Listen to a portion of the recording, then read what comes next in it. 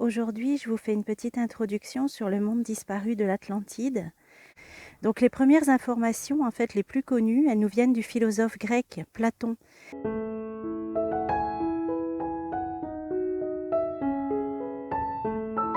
Avant Jésus-Christ, et il a écrit 2 livres très connus, le Timée et le Critias. Et c'est là qu'on entend parler pour la première fois de l'Atlantide.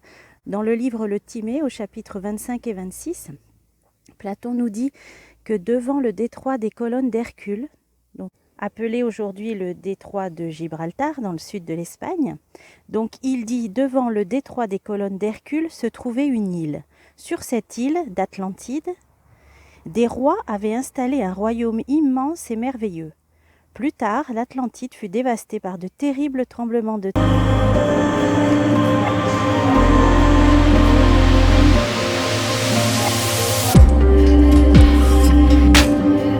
Chapitre 114, Platon explique que le roi le plus ancien de l'île s'appelait Atlas et qu'il avait donné à l'océan et à l'île le nom d'Atlantide. La capitale se trouvait, d'après la description du livre Critias de Platon, dans une île entourée d'un triple anneau d'eau. Dans le Critias, toujours, il est dit « L'opulence de l'Atlantide était si grande que l'on n'en vit jamais de pareil, ni avant ni après. » Nous savons, toujours dans le livre Le Critias de Platon, que la source principale de richesse de l'Atlantide était l'argent, l'or, le fer, le cuivre et l'étain. L'Atlantide était un grand empire maritime dont la puissance s'étendait jusqu'en Égypte et en Italie. Le sanctuaire le plus important de l'Atlantide était le temple de Poséidon, au bord de la mer.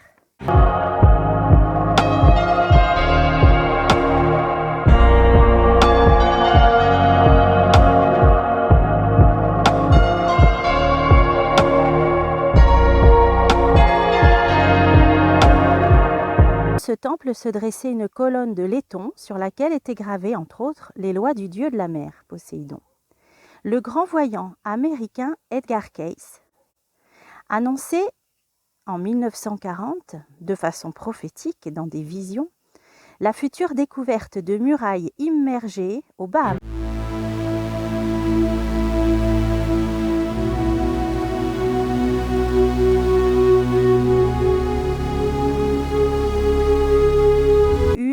Des visions de ce que fut l'Atlantide et dit qu'elle subit 3 destructions au fil du temps. La première vers moins 16 000 avant Jésus-Christ, et la troisième il y a 12 000 ans, qui fut son engloutissement. Selon lui, des Atlantes émigrèrent un peu partout, vers le Pérou, vers l'Égypte, vers le Mexique et le Colorado. En 1970, la mise à jour des murailles de Bimini par des plongeurs apportait une quasi-confirmation de ces étonnantes voyances. D'après Edgar Cayce, toujours, l'épicentre du séisme qui détruisit l'Atlantide se situait aux Bahamas. Et selon lui, il subsista 5 îles dont les 3 plus grandes s'appelaient Poséidia, Ariane et Og. Pour Edgar Cayce, la seconde éruption s'ensuivit d'une migration des peuples qui occupèrent les Pyrénées, et pour d'autres qui se rendirent en Égypte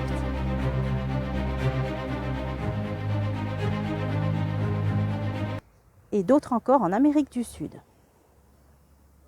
Les Atlantes, indiqua Edgar Cayce, avaient découvert le secret de la captation de l'énergie solaire, qu'ils concentraient dans une pierre magnétique qui émettait de l'énergie. La pierre à énergie solaire était un grand cristal de forme cylindrique. Selon Edgar Cayce, il est possible que cette énergie puissante ait détruit leur environnement.